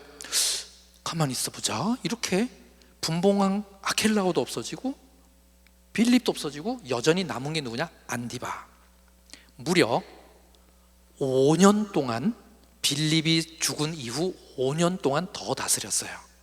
처음에 빌립이 죽었지만 로마가 빌립의 대를 이은 왕을 임명 안 하고 갑자기 3년 뒤에 아그리파 1세를 앉히니까 요때 헤로디아와 안디바가 굉장히 배아파했어요. 특히 헤로디아가 자기 남편 안디바에게 이렇게 얘기해요.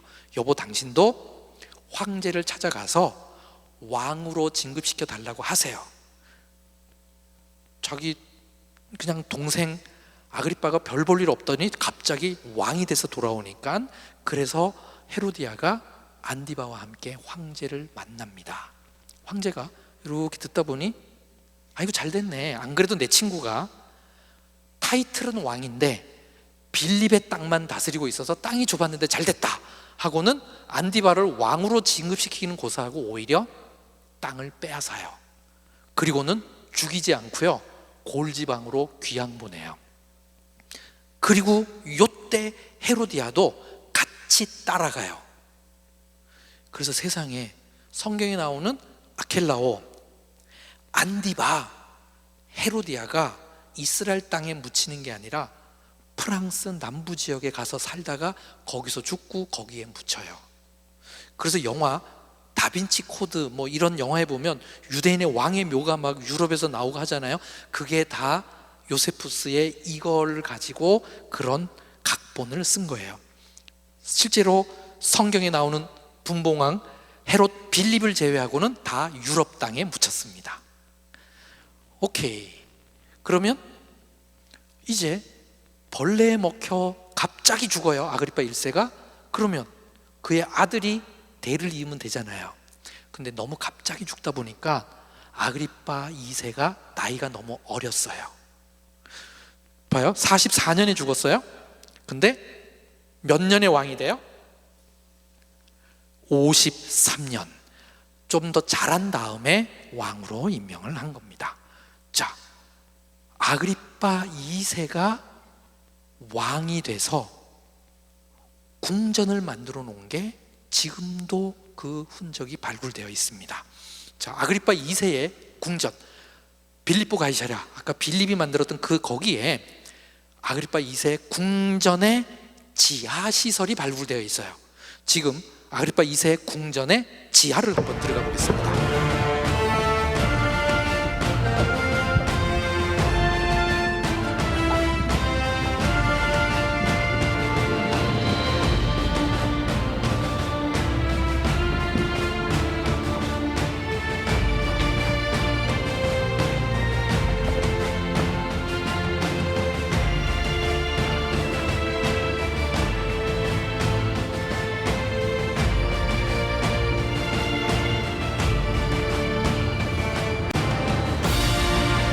쪽에 궁전을 상상해서 저기 아그리파 2세 적혀 있죠.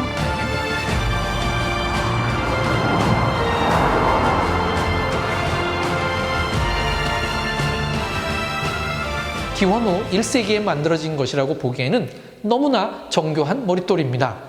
전체 몇 가구로 만들어졌는지 조심스럽게 세어보면 무려 20개의 가구로 이루어져 있습니다. 어떻게 그 시절에 이렇게 정교하게 돌을 다듬었는지 놀라울 뿐입니다. 이 돌 하나로 이 궁전이 얼마나 화려하고 정교하게 만들어졌는지 엿볼 수 있습니다. 저 지하에 아까 통로, 그 통로와 통로가 만나는 거기에 머릿돌 하나 탁 꼽았는데 저 돌을 이렇게 해서 20각을 잘라서 그걸 탁 껴놨어요. 세상에 20각. 저거 하나만 봐도 아그리파 2세 때에 저기가 얼마나 화려했는지 짐작할 수 있죠. 이제 그 옆에 남매들만 보면 돼요. 번이게 항상 같이 나와요. 그리고 드루실라, 유대인 여자인데요, 로마 총독하고 결혼을 해요. 그러면 임무 마친 다음에 돌아갈 거 아니에요. 놀랍게도요, 벨릭스와 드루실라는 어디서 살았느냐? 로마가 아니고요, 폼페이에서 살았어요. 폼페이. 그럼 폼페이 나중에 화산 나서 이렇게 멸망하잖아요. 거기에 묻혔어요.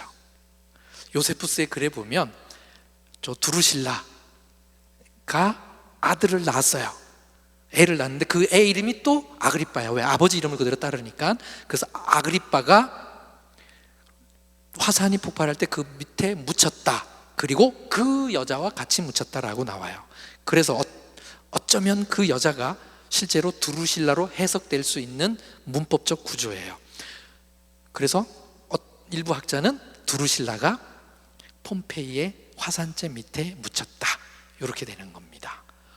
세상에, 우리 표 다 했는데 그래도 성경에 아직 헤롯 집안 사람이 조금 있어요. 누구냐면, 자, 옆에서 이렇게 걷어요. 충이 먹어 죽은 사람 옆에 이 사람 이름이 아리스토블루스예요. 역시 또 아버지 이름을 딴. 그래서 성경에 아리스토블로라는 사람이 나와요. 아리스토블로. 그래서 아마 아리스토블로는 모든 성경학자들이 로마서 16장 10절에 나오는 사람은 아버지 아리스토블루스, 헤롯 대왕의 처형당한 사람의 아들로 봅니다. 충이 먹어 죽은 아그리파 1세의 형제로 보고 있어요. 자, 이제는 요약입니다. 헤롯 대왕 아버지 이름 안티파테르. 자, 한번 다시 해보겠습니다. 제가 헤롯 대왕의 아버지 그러면 여러분들은 안티파테르 이렇게 답해 주시면 돼요. 자, 헤롯 대왕의 아버지. 성경에는 뭐라고 나온다? 안디바드리.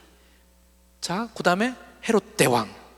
자, 헤롯 대왕 밑에 분봉왕 3명. 근데 왕은 아니지만 헤로디아랑 결혼했던 빌립 나오고요. 그리고 버금왕 아켈라오, 분봉왕 안디바, 그리고 빌립. 요 3명은 그래서 그냥 분봉왕. 헤롯 대왕은 왜 대왕이라고 한다? 분봉왕과 구분하기 위하여. 근데 헤롯 대왕은 어디에만 나온다? 예수님 태어나는 장면에서만.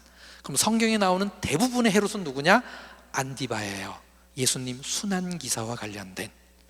다시 한번, 헤롯 대왕은 어디에만 나온다? 예수님 탄생.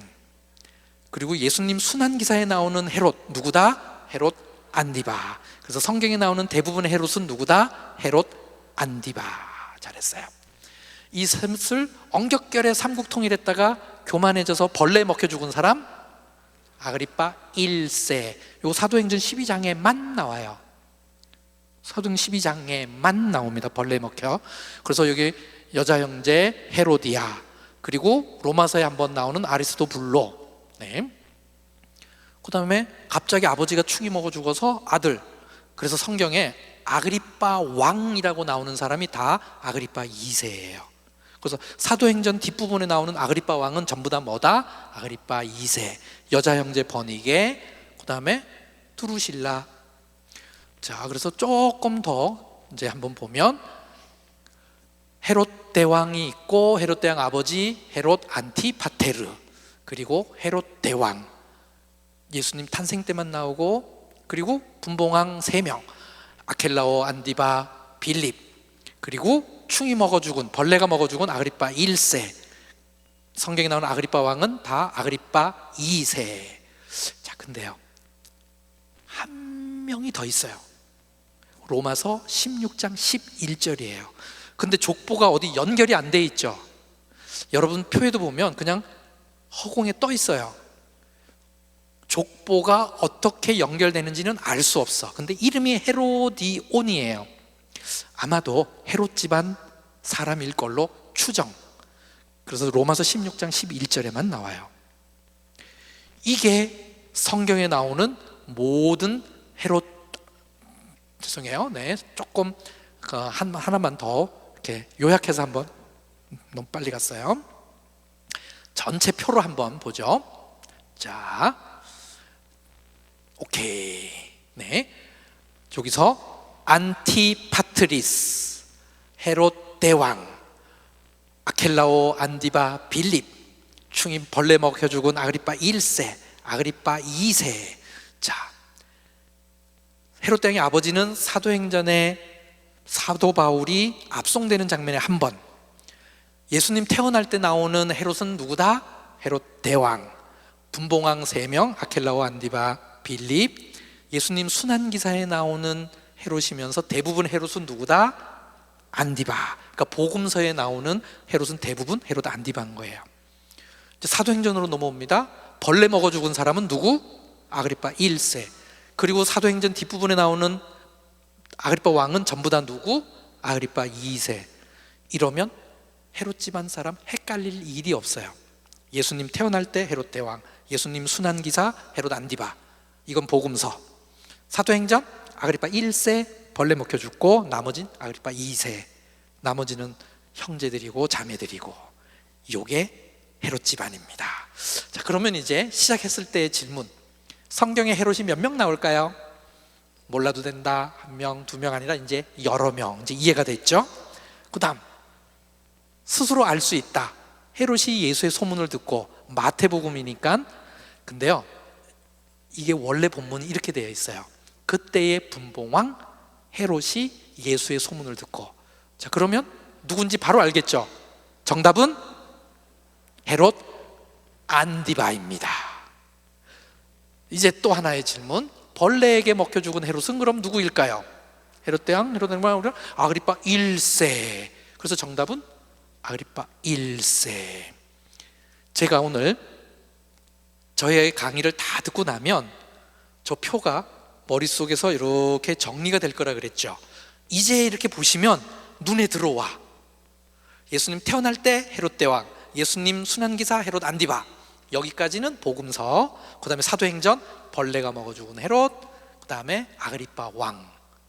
요거를 기준으로 하면 성경 읽으면서 나오는 모든 헤롯을 여러분이 다 맞출 수 있어요. 여러분, 성경은 역사다. 자, 이거는 같이 해보겠습니다. 자, 같이 시작. 성경은 역사다. 네. 자, 그러면 박수 칠 준비. 네. 감사합니다.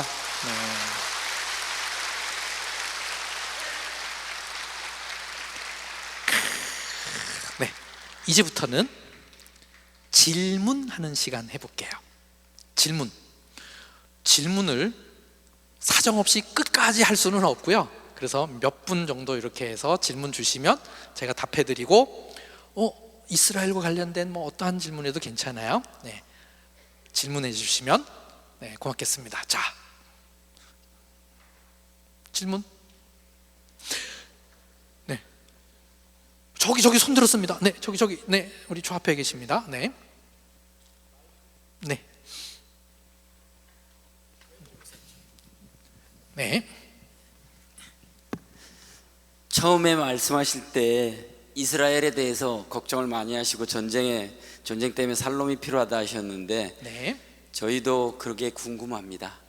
하나님의 약속을 이스라엘 통해서 이루시고 계신데, 그 성경에 나오는 그 이스라엘하고 지금의 이스라엘하고는 우리 교인들이 보기에는 조금 심하다 할 정도로 좀 잔인하기도 하고 전쟁을 너무 많이 하기도 합니다. 네.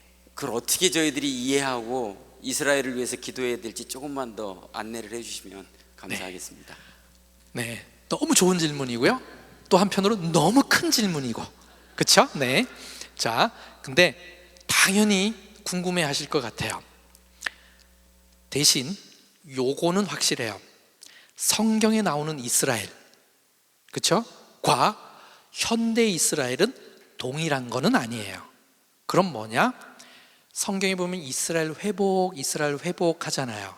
그 이스라엘 회복에 현대 이스라엘은 한 작은 부분이에요. 뭐냐면 성경에 말하는 이스라엘은 야곱이 축복받은 이름 이스라엘, 그리고 단 설명할 때 나온 북쪽 열지파로 독립한 나라도 이스라엘, 그렇죠? 중요하게 하나님이 백성을 선택해서 하나님 백성 삼고 언약을 맺은 백성 이름이 이스라엘, 그렇죠? 또 하나는 하나님의 통치권을 인정하고 그 통치하에 순복하는 하나님 나라 백성의 무리를 이스라엘이라고 해요.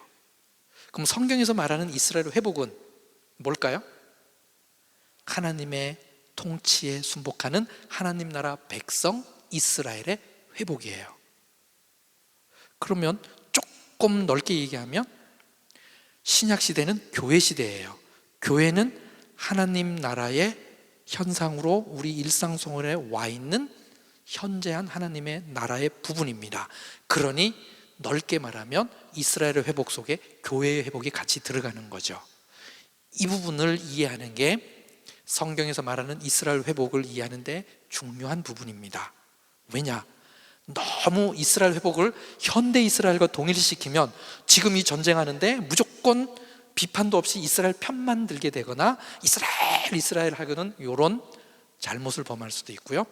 또 하나는 이걸 모르면 오히려 이스라엘은 이제 필요 없어, 교회만 회복되면 돼. 근데 그게 아니라 이스라엘의 회복 중에는 물리적인 저 땅에 그 백성들이 하나님의 품으로 돌아오게끔 하는 그 회복도 포함된 거죠. 그래서 이스라엘의 회복을 위해서, 이스라엘을 위해서 기도하신다면 이 부분을 생각하시면 돼요. 그 땅에 있는 사람들이 하나님 품으로 돌아오게끔을 기도하는데, 그러면 제가 서두에 짧게 얘기했듯이 유대인만 돌아온다고 이스라엘이 회복되는 걸까요? 아니에요. 이스라엘 땅에 유대인이 80%, 그것도 시민권이 있는 사람만 얘기하면 유대인이 80%, 아랍인이 20%예요. 그럼 시민권이 없는 사람도 있느냐? 있어요. 그들이 몇 명이나 있느냐? 무려 450만 명이 있습니다. 그럼 그 450만은 뭘까요?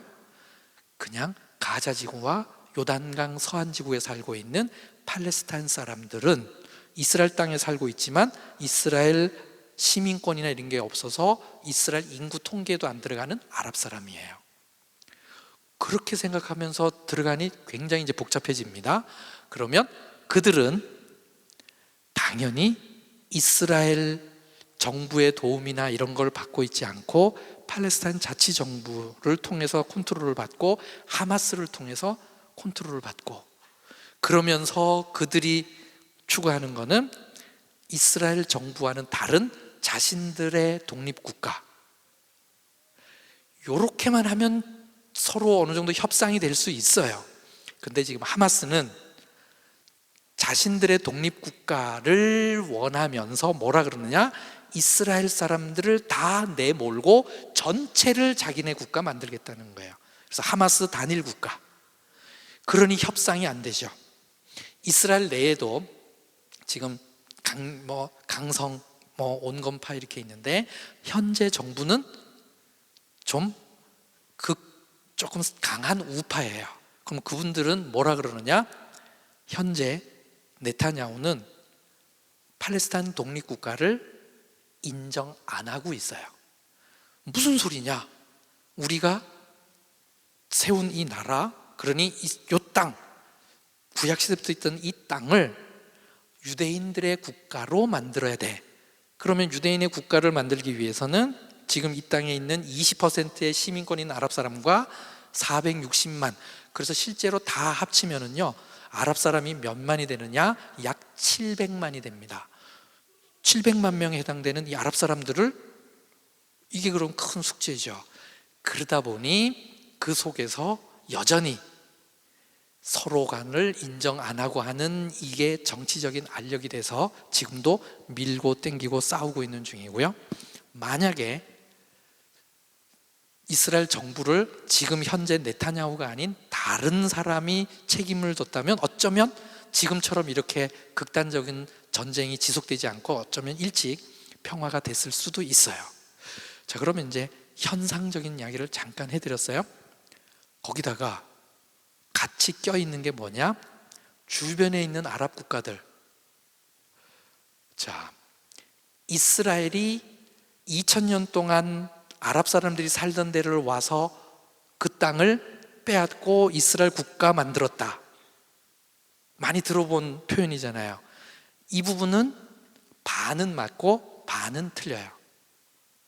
그럼 맞는 부분은 여러분도 알고 있듯이 이스라엘이 거기서 나라 만들었으니까, 그럼 뭐가 틀리느냐? 2000년 동안 아랍 사람들이 살았던 거는 아니고요. 아랍이 이스라엘 땅에 들어온 거는 기원 후 7세기입니다.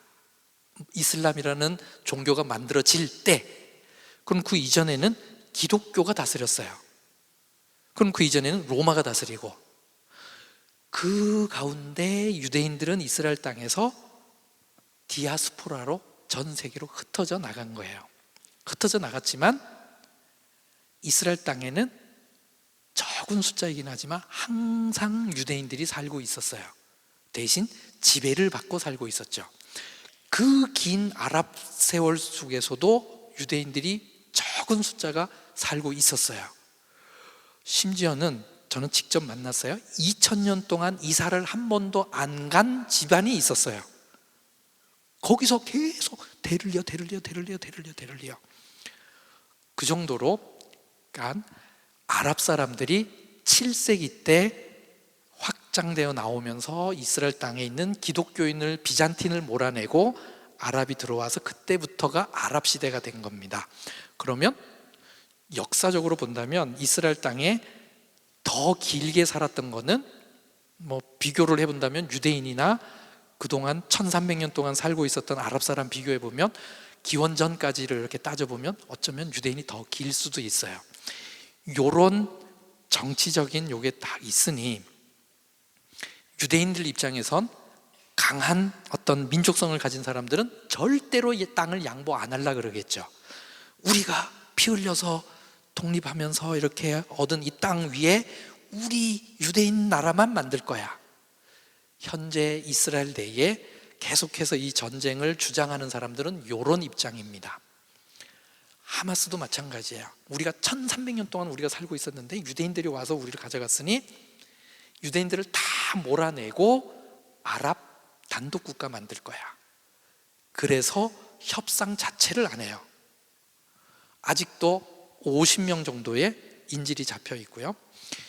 유대인들 내에서도 지금 강한 땅을 중요시 여기는 사람, 그다음에 하마스는 땅을 중요시 여기고 이게 그래서 충돌을 하는 거고요. 그럼 이스라엘을 건국했던 벤구리온이라는 사람은 초대 수상은 무슨 생각이었던가? 그 사람은 땅이 중요하다. 그러나 땅보다도 우리를 인정하고 우리가 자유롭게 살 수 있게 해주고 우리도 너희들을 인정해서 너희들이 자유롭게 살 수 있게끔 하는 주권이 중요하다. 이게 이스라엘 초대 수상의 벤구리온의 생각이었어요.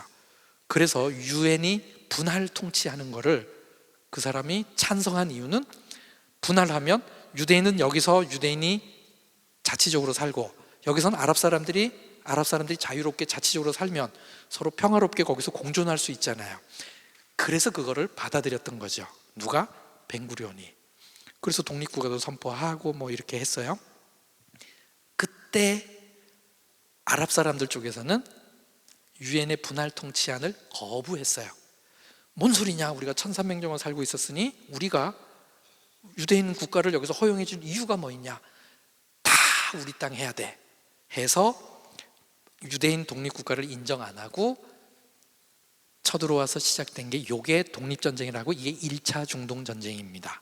그러니까 뿌리가 벌써 거기서 나오고 이런 게 지금까지도 연결되고 그래서 조금 더 들어가면 그 분할 통치안 하기 전에 영국의 외무장관 벨포어는 유대인 독립국가를 해주겠다 사인하고 맥마흔이라고 하는 또 유대인 외교관은 카이로에서 우리를 도와주면 아랍 단독국가 만들어줄게 사인하고 양쪽으로 이런 사인을 해놓은 게 또 역사적으로 이런 꼬이게 하는 게 됐고 이런 모든 정치적인 게 좀 얽혀 있어서 이렇게 된 거고요. 자, 전쟁이 계속해서 지속되면서 사상자가 가자지구에 엄청나게 많이 나서 가자지구가 정말 힘든 게 사실이고요. 그리고 강자와 약자 중에서 이스라엘이 강자 입장이다 보니 세계 여론이나 이런 데서도 계속해서 이제 이스라엘을 이렇게 좀 멈춰주기를 바라는 입장이고요. 이스라엘 내에 현 정부는 계속 싸우기를 원하지만 현 정부가 아닌 일반 생활 속에서는 빨리 휴전을 하고 잡혀있는 인질을 데려오는 거를 이야기하는 사람 목소리가 사실은 굉장히 큰 게 사실입니다. 요거는 뉴스에나 이런 거는 나오지 않고 있으니요. 그래서 이 부분은 아마 지금 이란하고도 또 이렇게 한바탕 했고 지금 현 정부가 계속해서 그러는데 이스라엘 내에서도 지금 평화를 빨리 하자라고 하는 목소리가 계속 커지고 있어서 이런 분위기가 계속 언제까지나 가지는 않을 것 같아요. 곧 이제 마무리가 돼서 전쟁도 중단하고 휴전을 하고 인질도 데려오고 이스라엘 내에 두 국가 평화안, 팔레스타인 독립국가를 인정하자라고 하는 사람들의 목소리도 사실은 굉장히 크게 있지만 현 정부가 지금 네타냐후라고 하는 사람이 정치적으로 이런 부분을 아직까지는 정권을 잡고 있다 보니 그 부분이 더 진행되지는 않고 있었습니다. 이런 이스라엘 정권 얘기와 이런 전쟁 얘기는 한 요 정도 선에서 마무리를 하고요. 혹은 더 다른 개인적인 사석이나 좀 작은 모임이라면 좀 더 구체적으로 더 들어가서 설명을 드리겠습니다. 또 혹시 다른 질문, 성지 순례와 이런 부분에 대한 질문. 지금도요, 성지 순례는 가능해요. 대한항공이 안 와서 그렇지. 딴 나라 항공은 다 와요. 그래서 지금 미사일 날아오고 등등 해서 잠깐 공항이 이착륙이나 이런 거는 잠시 중단. 아마 하루나 이틀 있으면 또 다시 착륙이 허가되고 이럴 거고요. 전쟁 이후에 지금까지 공항이 공식적으로 길게 폐쇄된 적은 없고요. 제일 길었던 게 이틀인가 그렇고요. 계속해서 공항은 열려 있었고, 제가 이스라엘 올 때만 해도요, 벤구리온 공항이 크지는 않은데 1시간에 10편 이상씩의 비행기가 국제선이 왔다 갔다 하고 있었습니다. 그래서 개인적으로는 지금도 올 수 있고요. 단체로는 대한항공이 출항하면 그때 교회 이름으로 오는 거, 그거를 시금석 삼으시면 되겠습니다. 또 질문, 제가 너무 자세하게 해줘서 질문이 없는 거죠? 네. 다음 주 수요일엔 브엘세바에 대해서 아주 또 이스라엘의 현장을 잘 준비해서 여러분께 전할 거고요. 그리고 다음 주 토요일에는 예수님의 마지막 밤을 지리적인 측면에서 이렇게 어떻게 왔다 갔다 했을까, 이 부분을 해드릴 겁니다. 그래서 다음 주 수요일과 토요일에도 많이 참석해 주시길 부탁드립니다. 제가 기도하고 마무리하도록 하겠습니다. 기도하시겠습니다. 사랑의 하나님, 하나님 말씀이 하나님 말씀으로 믿겨지게 해주시고, 이 말씀이 실제 역사에서 살아 움직이는 말씀 되게끔 저희들의 마음을 주장하여 주시옵소서.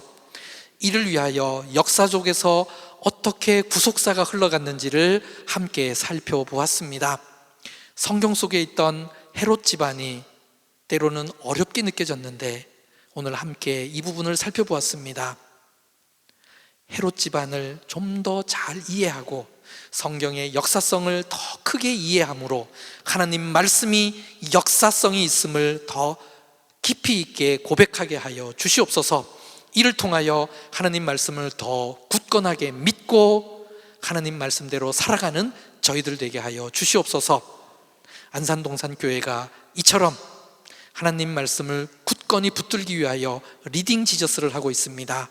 이를 통하여 말씀이 더 깊이 있게 이해되게 하시고 듣는 귀가 열리고 우리의 믿음이 성장되는 축복이 임하게 하여 주시옵소서. 이 밤 하나님 기억하여 주시옵시고 저희들 안전하게 돌아가고 다시 만날 때까지 하나님 늘 함께하여 주시옵소서. 모든 말씀 예수님의 이름으로 기도드립니다. 아멘. 네, 우리 특강으로 수교하신 유병성 목사님께 다시 한번 감사의 마음을 담아 박수하겠습니다. 간단하게 광고 드리겠습니다. 모든 현장 강의는 녹화를 마무리했습니다. 그래서 다음 주 주일 이후로 20일 다음 주일 이후로 교회 홈페이지에 업로드해 드릴 예정입니다. 혹시라도 강의를 다시 듣고 싶어 하시는 분들이 계시면 참고해 주시면 좋겠습니다. 다음 주 수요일과 토요일에도 현장 강의가 그대로 진행이 됩니다. 기대하는 마음으로 함께 참석해 주시면 좋겠습니다. 우리 다음 주 수요일 만날 것을 기약하면서 옆 사람과 함께 이렇게 인사했으면 좋겠는데요. 우리 그래도 현장 강의로 함께 하고 있으니까 제가 정확한 발음인지 모르겠는데 헤어질 때 인사가 레히트라웃 맞죠? 네, 우리 옆 사람과 함께 바라보시면서 이렇게 인사합시다. 레히트라웃, 레히트라웃. 감사합니다. 다음 주 수요일에 뵙겠습니다.